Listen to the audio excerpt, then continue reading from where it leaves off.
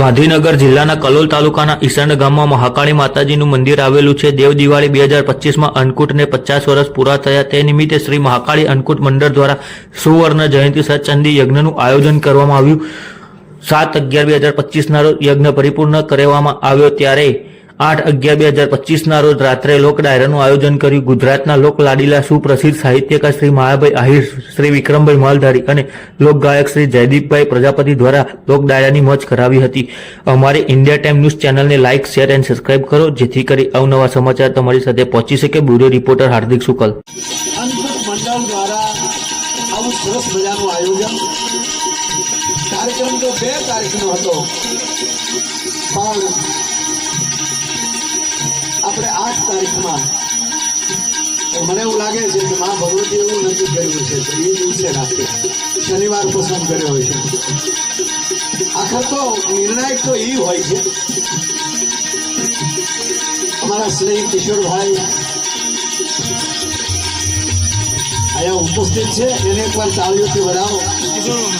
ઘણા સમય પહેલા મને કિશોરભાઈએ તારીખ લખાવેલી અને લગભગ વિજય બહુ આગ્રહ ન કરે પેમેન્ટ બારામાં, પણ એમણે એવું કીધું, માયાભાઈ મારા સ્નેહીઓ છે બધા, અને અમે જે આપીએ તમે લેજો. એવી જે લાગણી છે એને ધરાવીને આજે આખો દિવસ એમણે બધાએ મિત્રોએ સાચવ્યા અમને. હું તો કાલનો રાતનો પ્રોગ્રામ પૂરો કરીને અહીંયા પહોંચી ગયો હતો અને ત્યારના ઓફિસમાં બેઠા હતા. વકીલ સાહેબ બહુ સરસ મજાનું અહીંની જાહેરાત કરતા હતા, એમને પણ તાળીના ગળાથી વધાવો. અને મારો ભાઈ વિક્રમ એ આખા કાર્યક્રમનું અત્યારનું સંચાલન કરી રહ્યા છે, એટલે વિક્રમભાઈ એમને પણ એકવાર તાળીના ગળાથી વધાવો. અને જયદીપ બહુ. નમસ્કાર દર્શક મિત્રો, હું છું જયદીપ શુક્લા. આપ નિહાળી રહ્યા છો ક્રાઇમ પેટ્રોલિંગ ન્યૂઝ અને ઇન્ડિયા ટાઈમ ન્યૂઝ ચેનલ. તેને યુટ્યુબ ઉપર લાઈક કરો, શેર કરો અને સબસ્ક્રાઇબ કરો, જેથી કરી અવનવી માહિતી આપણી પાસે પહોંચી શકે. ગાંધીનગર જિલ્લાની અંદર કલોલ તાલુકો છે. કલોલ તાલુકાની અંદર ઈસણ ગામ આવેલું છે. ઈસણ ગામની અંદર મહાકાળી માતાનો સતચંડી યજ્ઞ પરિપૂર્ણ થયેલો છે.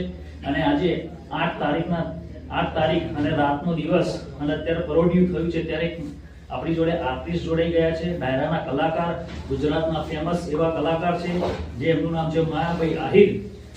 માયાભાઈ, હવે તમે કઈ રીતના સ્ટેજ ઉપર પહોંચ્યા હતા, કેવી રીતના તમારો જે જીવનનો સંઘર્ષ, દરેક કલાકારની અંદર સંઘર્ષ તો હશે જ, સંઘર્ષ વગર તો આગળ આવી શકીએ નહીં, અને કેવી રીતના તમે આ ગુજરાતી ફિલ્મ, આ ગુજરાતી કલાકાર સાહિત્યની અંદર દુહા, છંદ, દોહરો, ચોપાઈ કઈ રીતના બધું સેટ કર્યું અને કેવી રીતના સ્ટેજ ઉપર આવ્યા, તે અમને ટૂંકમાં માહિતી અમારા દર્શક મિત્રોને આપો. ચેનલના દરેક દર્શક મિત્રોને અમારા જય માતાજી. માણસને કઈ રીતે આવતો હોય, જો કે દરેક ચેનલમાં એ બધા ઇન્ટરવ્યુ ખૂબ આવ્યા છે, સમાજને આખી માહિતી જ છે, પણ છતાં ભાઈએ પૂછવું ત્યારે કે દરેક કલાકાર, દરેક વ્યક્તિ એક ઈશ્વરે આપેલી ભેટ હોય છે, અને એનો બરોબર સદુપયોગ થાય અને સમાજની માટે અમને વાણીરૂપી સેવા કરવાનો અમને ઈશ્વરે તક આપી છે. તો એ અમે આજે ઈસણ ગામને આંગણે ભગવતી મહાકાળી માનું નવનિર્માણ મંદિર થવા જઈ રહ્યું છે. તો આજે ગણીએ તો ઓછામાં ઓછું 2 કરોડ જેટલું જે માતબર રકમ, અગાઉ પણ કંઈક 1.5 કરોડ જેટલી રકમ થઈ હતી. આજે પણ એક 45 લાખના મુખ્ય દાતા તરીકે પણ એક વડીલનો ઉજવણી થઈ. અલગ અલગ ઘણા બધા દાન આવ્યા. અને આજે પહેલી વાર હું કહીશ કે ઉત્તર ગુજરાતમાં 4 વાગ્યા સુધી કાર્યક્રમ ચાલ્યો હોય એવું આજે બન્યું છે. અવારનવાર થતું હોય, પણ આજે ખૂબ આનંદ આવ્યો ગામમાં. અને આખા ગામની જે એકતા, 18 વર્ણ એક થઈને, નાના મોટાનો ભેદભાવ ભૂલીને, અને ગામના પરિવારના માણસો ઘણા પરદેશમાં છે, એ પરદેશમાં પણ લાઈવ પ્રોગ્રામ સાંભળીને અમેરિકાથી, કેનેડાથી, ઓસ્ટ્રેલિયાથી, અલગ અલગ દેશોમાંથી જે લાઈવ પ્રોગ્રામ સાંભળતા પણ દાનનો પ્રવાહ જે એ બાબત નોંધનીય છે. એટલે હું ફરીવાર આખું જે આખું મંડળ અન્નકૂટ મંડળ મહાકાળી અન્નકૂટ મંડળ જે આખું અને દરેક મિત્રો કે જે આવું બધું આયોજન કર્યું માતાજીનો સત્સંગ યજ્ઞ કર્યો અને આજે જોકે પ્રોગ્રામ મારો 2 તારીખ હતો પણ વરસાદને કારણે આ કાર્યક્રમ 8 તારીખમાં લીધો છે પણ છતાં પણ ખૂબ મહાકાળી માની કૃપાથી ભગવાન સિદ્ધેશ્વર મહાદેવની કૃપાથી ગામના દેવતાઓની કૃપાથી અને ગામના જીવિત વડીલ જેવા દેવતાઓની કૃપાથી આ સરસ કાર્યક્રમ એનો હું ખૂબ રાજીપો વ્યક્ત કરું છું અને આવો સાથે મળીને આ દેશની 18 વર્ણની એકતા ઊભી થાય, રાષ્ટ્રની એકતા થાય અને આપણે વર્ણવાદ મૂકીને ગુજરાતી બનીએ, ભારતીય બનીએ અને રાષ્ટ્રની અખંડતાને મજબૂત કરીએ એવી આવા કાર્યક્રમોથી અને આપણું સનાતન ચૂકાઈ ન જાય. મહાકાળી માને યાદ કરી, ભગવાન મહાદેવને યાદ કરી, ઠાકર ભગવાન રામચંદ્રને યાદ કરી, દ્વારકાધીશને યાદ કરી અને દર વર્ષે આવા નવા કાર્યો દરેક ગામમાં થતા રહે એવી બધાને પ્રાર્થના સાથે ખૂબ મારો રાજીપો વ્યક્ત કરું છું. અસ્તુ જય શ્યામ. લાઈવ આપ જોઈ રહ્યા છો બધા.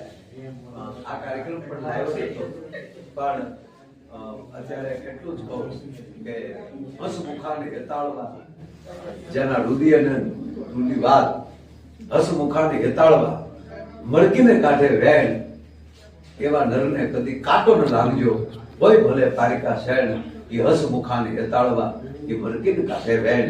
એટલે બધાને હસમુખા રહીએ, આનંદમાં રહીએ અને આનંદમાં રહીએ એવી ઈચ્છા સાથે બધાને ફરી વાર ધન્યવાદ.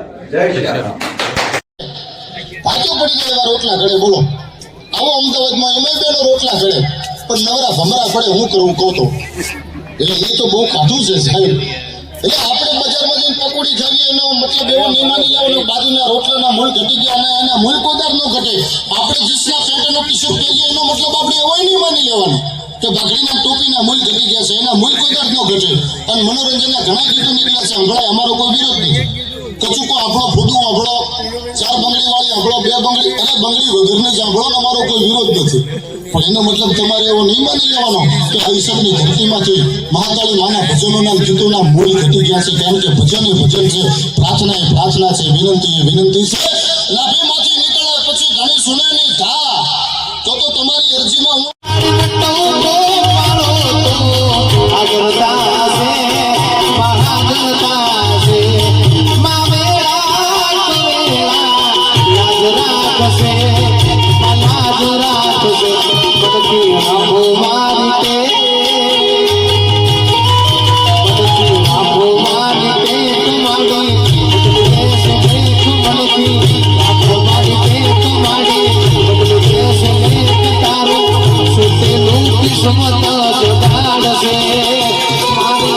મહાકાળી મારે